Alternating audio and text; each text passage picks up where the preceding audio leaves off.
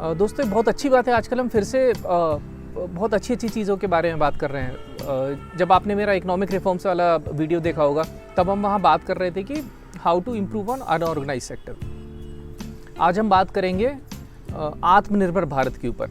दोस्तों ये मेरा वीडियो आप थोड़ा अंत तक देखिएगा क्योंकि बीच में शायद आपको कुछ चीज़ें चुभें, लेकिन जब इस वीडियो के हम आखिर में पहुँचेंगे तब हम कुछ एक निष्कर्ष निकाल के लेके आएंगे।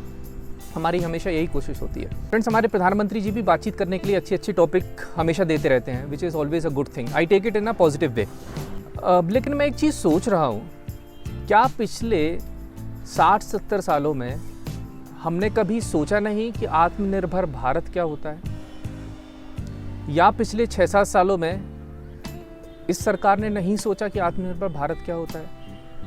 आज के दिन में क्या ऐसी ज़रूरत आन पड़ी कि हमको इस वर्ड को हैशटैग बढ़ाना पड़ा? हमको इस आत्मनिर्भर भारत के ऊपर आज बात करनी पड़ रही है। क्या एक अच्छी चीज़ है और क्या एक अच्छी चीज़ नहीं है? बहुत सोचने वाली बात है। इस चीज़ को इसलिए उठा रहा हूँ क्योंकि सरकारें बदलती रहती हैं। आज ये सरकार आएगी, कल वो सरकार आएगी। हर सरकार जो भी होती है हमेशा एक पंचवर्षीय योजना लेके आती है कि अगले 5 सालों में उन्होंने क्या करना है। तो हम जब आत्मनिर्भर भारत की बात कर रहे हैं तो हम किसके लिए बात कर रहे हैं? क्या हम बात कर रहे हैं अमीरों के लिए? क्या हम बात कर रहे हैं गरीबों के लिए? और क्या हम बात कर रहे हैं मिडिल क्लास के लिए?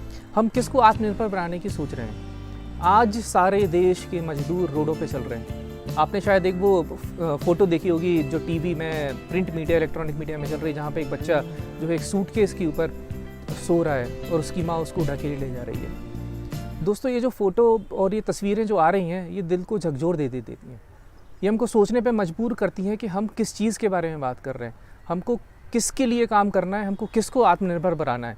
सिर्फ हैशटैग और टीवी पे बात करने से कुछ काम होने वाला नहीं है। ये जो किस्से हैं ये अनगिनत किस्से हैं, हमको सिर्फ 2-4 किस्सों के बारे में बात मालूम पड़ती है। दोस्तों आज 20 लाख करोड़ की बात हो रही है, कल को 40 लाख करोड़ की बात होगी। क्या इन पैसों से कुछ होगा? बहुत कुछ होगा, शायद कुछ नहीं भी होगा। जब हम और आप मिलकर के ग्राउंड लेवल पे बात करेंगे। अगर हमको भारत को सही में आत्मनिर्भर बनाना है तो हमको अपने डिस्कशन को 2 भागों में स्प्लिट करना पड़ेगा। पहली चीज़ कि हम सरकार से क्या उम्मीद करते हैं। दूसरी चीज़ as an individual, as a society हमको क्या करना है। ये दोनों ही चीज़ें बहुत इंपॉर्टेंट है। अगर हम इन दोनों पहलुओं के ऊपर बात नहीं करेंगे तो हम शायद आत्मनिर्भर और सेल्फ कॉन्फिडेंट जिसकी हम बात करते हैं वो शायद एक पूरा वर्ड नहीं बन पाएगा। दोस्तों हम बात करते हैं पहले सरकार से क्या करना है, सरकार से उम्मीदें क्या हैं। मेरा ऐसा सोचना है कि गवर्नमेंट में कोई भी हो, सबसे पहले हमने इन्फ्लेशन को कंट्रोल करना है। इन्फ्लेशन एक बहुत बड़ी मार होती है मिडिल क्लास के ऊपर। जब तक बंदे के पास जॉब होती है वो बाज़ार जाता है, सामान खरीदता है, बिल पे करता है।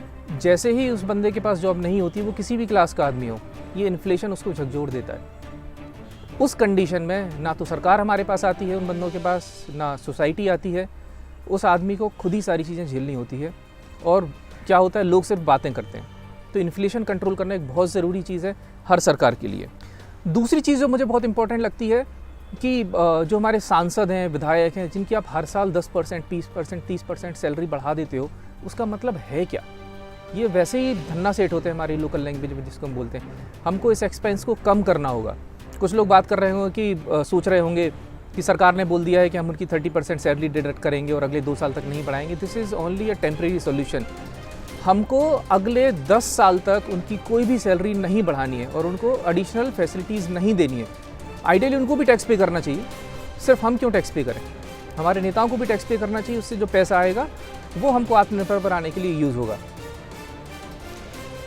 आप सैलरीज उन आदमियों की बढ़ाइए, उन नेताओं की बढ़ाइए जो लिटरली जेन्युइन है।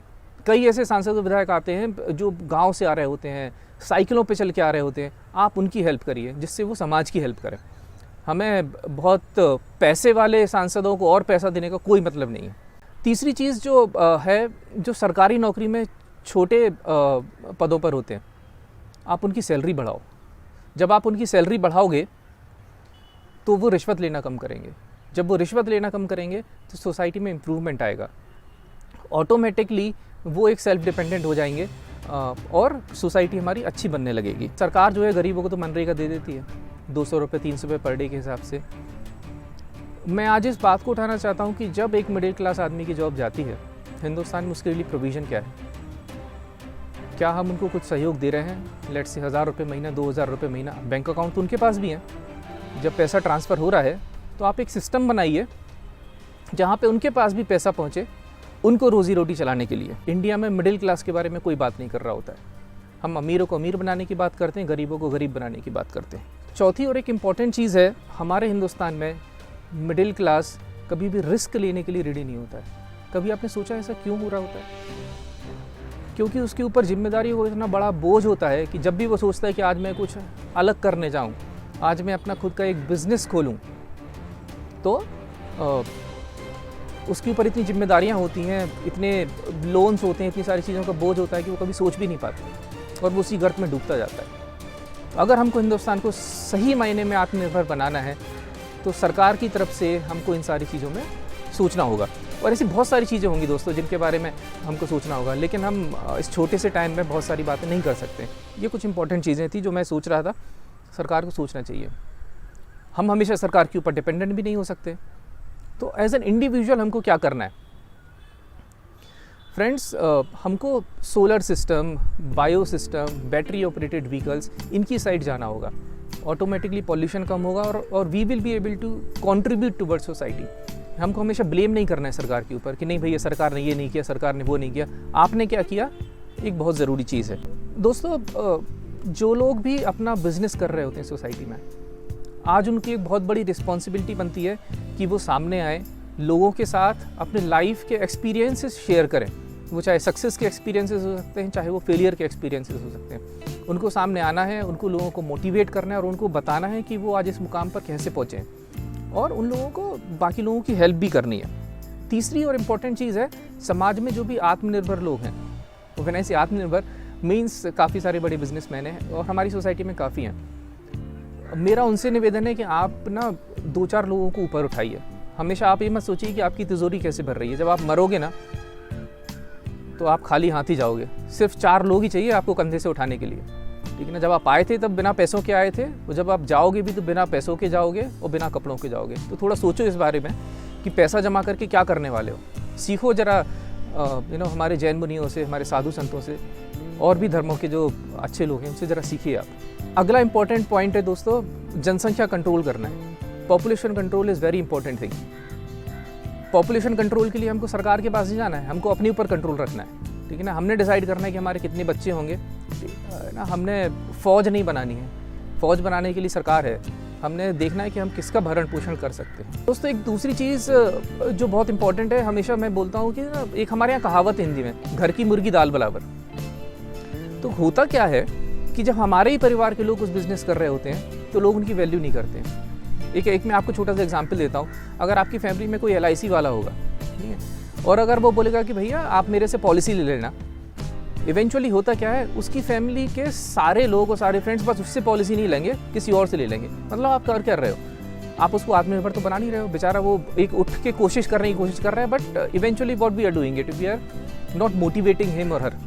तो एक बहुत इंपॉर्टेंट चीज़ है कि जो आपके आसपास के लोग हैं, जो आपके फ्रेंड्स हैं, आपके जो कुलीग्स हैं, अगर वो कुछ इनिशिएटिव ले रहे हैं, आप उनको सपोर्ट करो। अदरवाइज़ ये आत्मनिर्भर भारत जो हैशटैग है, ये सिर्फ सोशल मीडिया, फेसबुक तक ही सीमित रह जाएगा। दोस्तों आखिर में ये बोलना चाहूँगा कि चलिए हम देर आए दुरुस्त आए। प्रधानमंत्री जी के संबोधन के बाद एवरीवन इज़ टॉकिंग अबाउट आत्मनिर्भर Bharat. This is very good thing. अगर आज कुछ नहीं कर पाए, आज हम सिर्फ बातें करते रह गए एक दूसरे से फ़ोन पर, तो अगले 20, 30, 50 सालों के लिए हम सिर्फ बातें ही करते रह जाएंगे और ये आत्मनिर्भर का जो कॉन्सेप्ट है फिर हमेशा ये मैनेजमेंट बुक्स में निकल जाएगा। दोस्तों अगर आज हमने सही कदम नहीं उठाए तो भगवान भी कुछ नहीं कर पाएगा। नहीं तो फिर रहेगी वही गरीबी, वही मजबूरी, वही लाचारी और वही बीमारी। दोस्तों इस नोट के साथ मैं आपको छोड़ के जाता हूँ कि आपको क्या करना है। एज एन इंडिविजुअल हमको अपने आप को आत्मनिर्भर कैसे बनाना है, हमको सोसाइटी को आत्मनिर्भर कैसे बनाना है। थैंक यू दोस्तों। एज़ ऑलवेज आप हमेशा मुझे लाइक करते हैं, सपोर्ट करते हैं। आपका दोस्त सौरभ जैन साइनिंग ऑफ। आज मैं आपको इंट्रोड्यूस कराऊंगा मेरे एक दोस्त से जो हमेशा कैमरे के पीछे मेरा साथ देता है। वो है अमित शर्मा। तो दोस्तों आज आप उससे भी मिलिए। और ये हमारे मित्र हैं और हम दोनों मिलके वीडियो बनाते हैं और हम दोनों का एम है कि कुछ अच्छा करना है ना, हमको एक चेंज लेके आना है। आज एक बात हो रही है, आज हम दोनों जुड़े हैं, आप जुड़िए, इंडिया को आत्मनिर्भर बनाइए। विद दिस दोस्तों, thank you very much, will meet again.